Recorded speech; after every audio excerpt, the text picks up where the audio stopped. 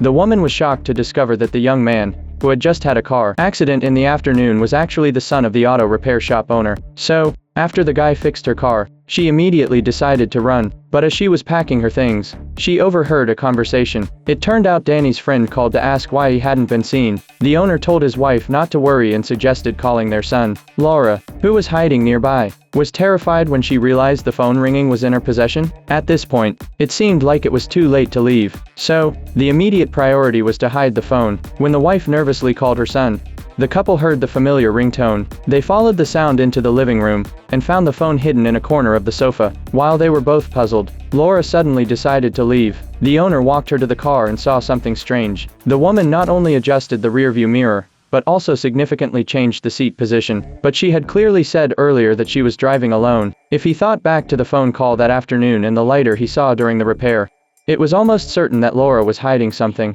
But what the owner couldn't guess was that she was deliberately covering up a car accident that had killed his own son. After quickly leaving, Laura soon received a call from the man who had handled the body. Though she felt uneasy, both of them knew they couldn't leave any traces behind. The next day, the man destroyed his own car. They agreed to cut all ties from then on. Later, the man pretended to return from Paris and reported to the police that his car had been stolen. Everything was going smoothly. It seemed like the nightmare had never happened. In the days that followed, the man led his company in conquering the Asian market.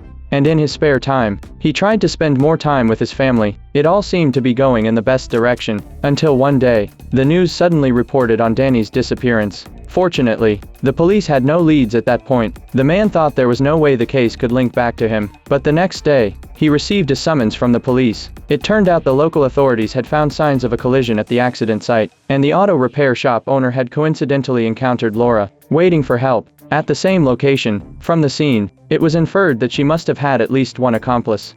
And together, they had covered up the accident. By tracking the license plate number provided by the shop owner, the police discovered that the car was registered under the man's name. Luckily, the man had already prepared for this and had made it seem like his car had been stolen. Since there was no direct evidence, the police had no choice but to let the man go for now.